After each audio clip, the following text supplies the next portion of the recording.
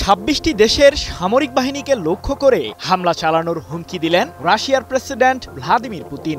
আর ওই দেশগুলোর সাথে ইউক্রেনের সরাসরি বন্ধুত্ব রয়েছে। ইউক্রেনের নিরাপত্তার জন্য ২৬টি মিত্র দেশ সেনা পাঠাবে বলে সম্প্রতি জানিয়েছেন ফ্রান্সের প্রেসিডেন্ট ইমানুয়েল ম্যাক্রো। তার এই ঘোষণার পরই দেশগুলোর বিরুদ্ধে হুঁশিয়ারি দিলেন পুতিন। কোন দিকে যাচ্ছে রুশ ইউক্রেন যুদ্ধের গতিপথ? প্রশ্নটির উত্তর খুঁজতে মুখিয়ে আছে সবাই। অনেকের ধারণা এই দুই দেশের যুদ্ধের মাধ্যমেই হয়তো শুরু হবে তৃতীয় বিশ্বযুদ্ধ। এমন শঙ্কার কথা জানিয়েছিলেন মার্কিন প্রেসিডেন্ট ডোনাল্ড ট্রাম্পও। এদিকে ইউক্রেনকে নিরাপত্তা দেওয়ার অজুহাতে রাশিয়ার বিরুদ্ধে নানান ষড়যন্ত্র করছে পশ্চিমারা। এবার প্যারিস শীর্ষ সম্মেলনে কিয়েভকে নিয়ে নিজের পরিকল্পনার কথা তুলে ধরলেন ইমানুয়েল ম্যাক্রো।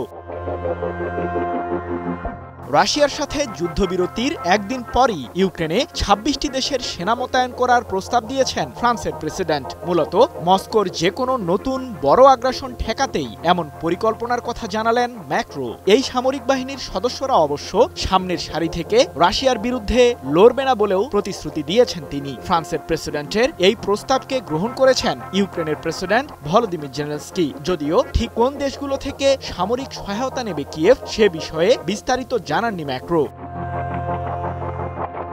কিন্তু নিরাপত্তার নামে ইউক্রেনের সেনা মোতায়েন যে রাশিয়ার জন্য বড় ক্ষতির কারণ হয়ে উঠবে সেটা ভালোভাবেই বুঝতে পেরেছেন পুতিন। তাই তো ফ্রান্সের প্রেসিডেন্টের প্রস্তাবটি সরাসরি প্রত্যাখ্যান করেছেন তিনি। সেই সাথে পশ্চিমাদের সতর্ক করে রুশ প্রেসিডেন্ট জানিয়ে দিয়েছেন ইউক্রেনে এমন পদক্ষেপ নিলে ওই ২৬ দেশের বাহিনীকে বৈধ লক্ষ্যবস্তু হিসেবে টার্গেট করবে মস্কো। ৫ সেপ্টেম্বর এক প্রতিবেদনে বিষয়টি নিশ্চিত করেছে ব্রিটিশ সংবাদ মাধ্যম বিবিসি। গত মাসে মার্কিন অঙ্গরাজ্য আলাস্কায় ইউক্রেন প্রসঙ্গে পুতিনের সাথে বৈঠক করেন ট্রাম্প। এ সময় রুশ ইউক্রেনের মধ্যে সম্ভাব্য শান্তি চুক্তি নিয়ে আলোচনা করেন তারা। পাশাপাশি ভবিষ্যতে জেলেনস্কি ও পুতিনের সাথে সরাসরি বৈঠক আয়োজনের আশ্বাসও দেন মার্কিন প্রেসিডেন্ট ট্রাম্প। যদিও যুদ্ধবিরতির সম্ভাব্যতা নিয়ে শঙ্কা প্রকাশ করেছেন বিশ্লেষকরা।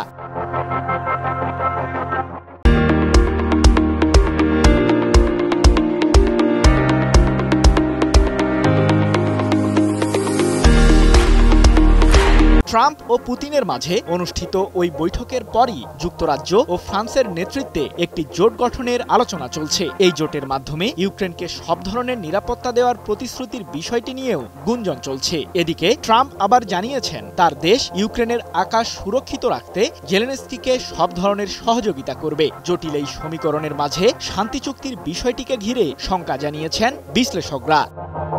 সৃজন মাহমুদ, নিউজ 24।